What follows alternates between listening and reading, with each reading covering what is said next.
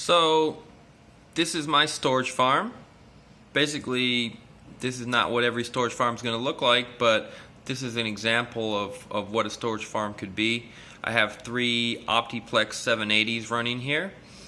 I upgraded the first one with 16 gigs of RAM, upgraded the processor, put in a video card, whatever was the best it could handle. Not for storage, but because I wanted to do some protein folding on the side, do some cure coin.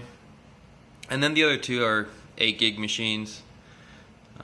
The total about 4 gigs or 4 terabytes in storage space.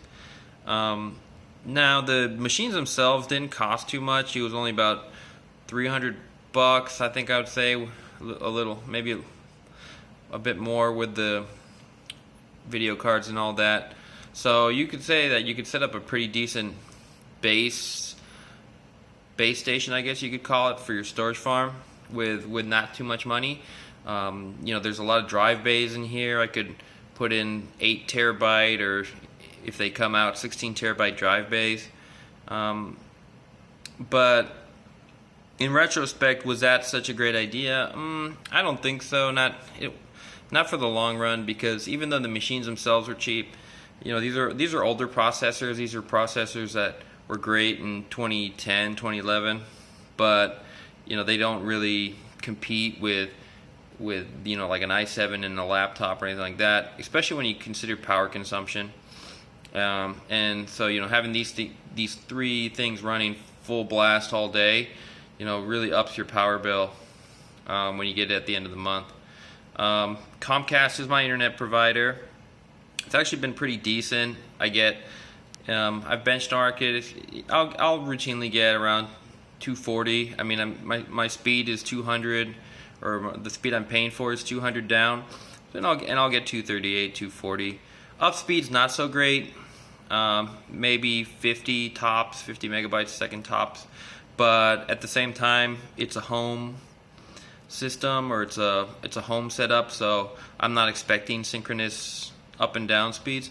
And at the same time, for something like storage, I was initially expecting more data coming down than what I would need to upload up, just based on my personal experience of what happens when you store data. You put it away, but you're not accessing most of it much of the time. So that's it. That's a simple storage farm. I guess you could say simple.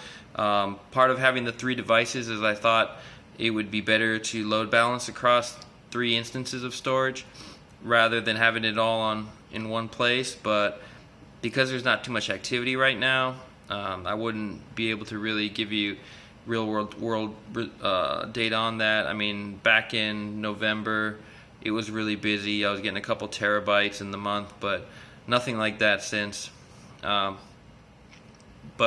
your storage farm could be something as simple as something running on like a Raspberry Pi or something, to high-end machines. I think the people that are farming out there, you get a mix of everything. If there was data, then I'd probably eventually get machines that didn't consume so much power. If things were really busy, I would probably not even do any of this in the US.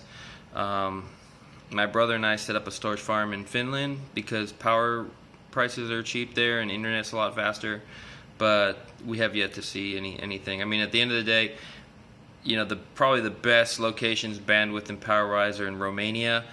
You can get a gig down speed for like $10-15, but the data's just not there yet. So anyways, just wanted to give you guys a peek of my farm, and eventually we'll see what happens with the project.